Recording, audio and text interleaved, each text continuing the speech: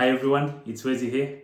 As you can see from the title of this video, today's video is all about tips for you to excel in your job interviews. So, if you're on this video, I suppose you've been called for interviews, or maybe you applied for a job and you're expecting to be called for interviews. So, whatever situation you're in, you're welcome in this video. So, I've been fortunate enough to be on both sides of an interview.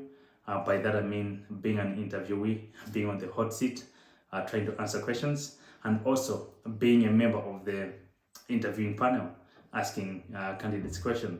So I pretty much have some experience in this. I'll be sharing some of the tips that have worked for me, as well as some of the candidates that I know.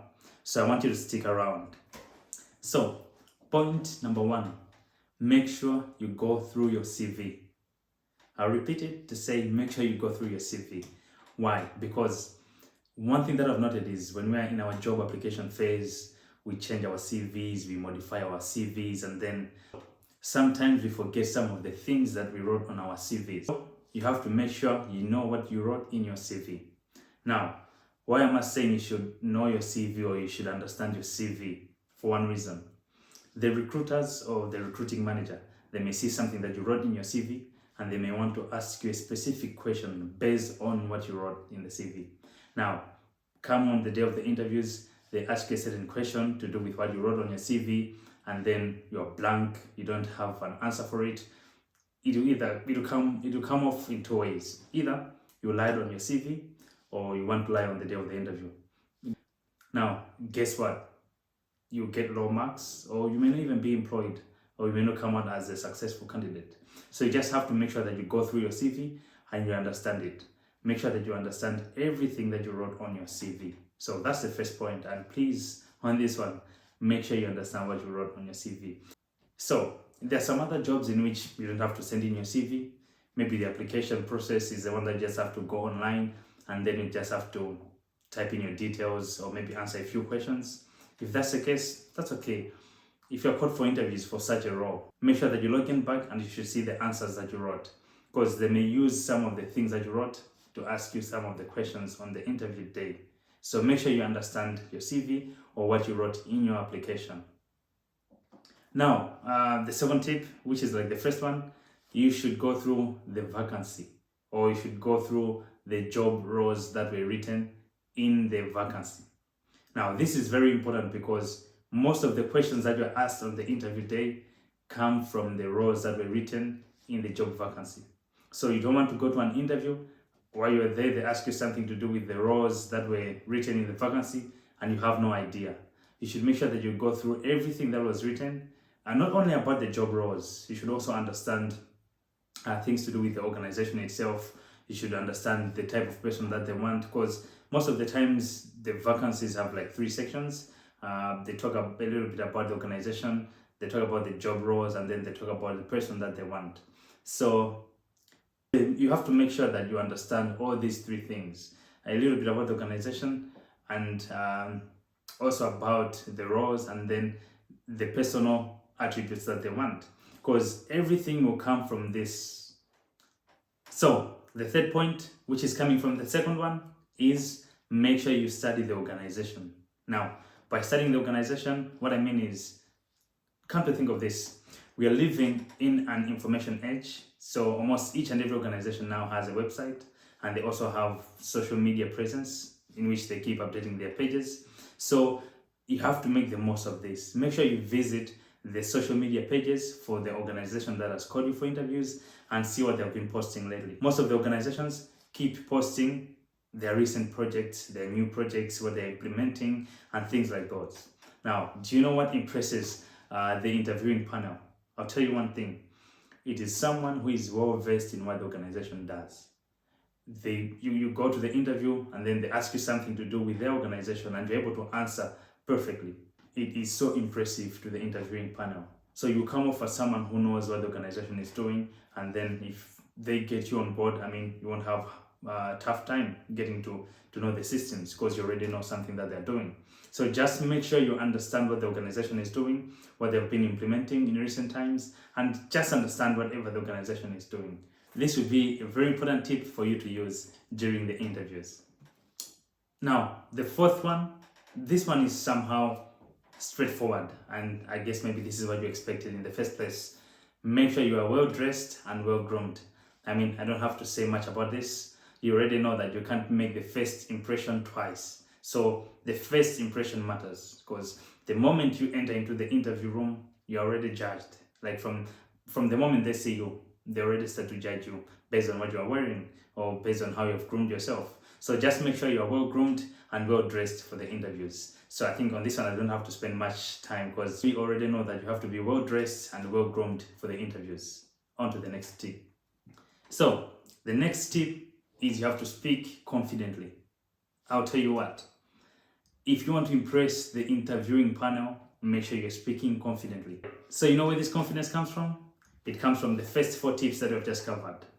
If you have gone through your CV and you know your CV, if you have gone through the job vacancy and you understand it, if you have studied the organization and you know it, and if you are well dressed and well groomed, trust me, you speak with confidence, because you have a well prepared mind. You know what you're talking about because you're well read. So make sure that you understand the organization, you understand everything, and of all things, make sure you speak with confidence. Now, these are other tips that can help you speak confidently. The first one is eye contact. Make sure that you maintain eye contact, because during the interview, you don't want to be speaking like this. My name is Wezi. No, because you don't want to be timid. You don't want to be timid during the interviews. You really want to come off as someone who is very confident. So make sure that you maintain eye contact the moment you're speaking. You can also smile a little bit. It also helps. I find it that when you smile while you're talking, I mean, you're able to express yourself with more confidence. So these 2 tips, maintaining proper eye contact as well as a smile, can help you speak confidently throughout the interviews.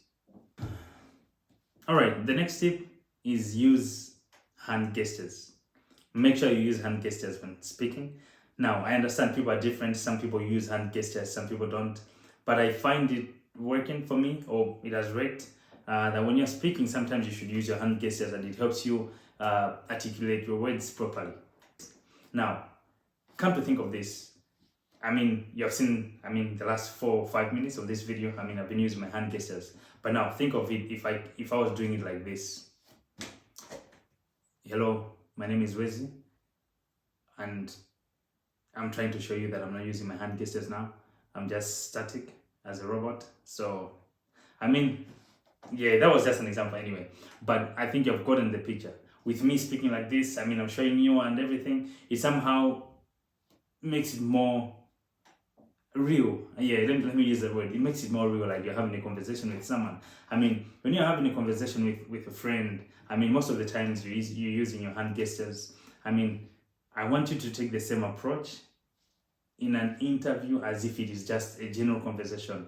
Now, I'm not saying you should just take it lightly or informally. No, you should take it formal, but make sure you're using the right hand gestures at the right time.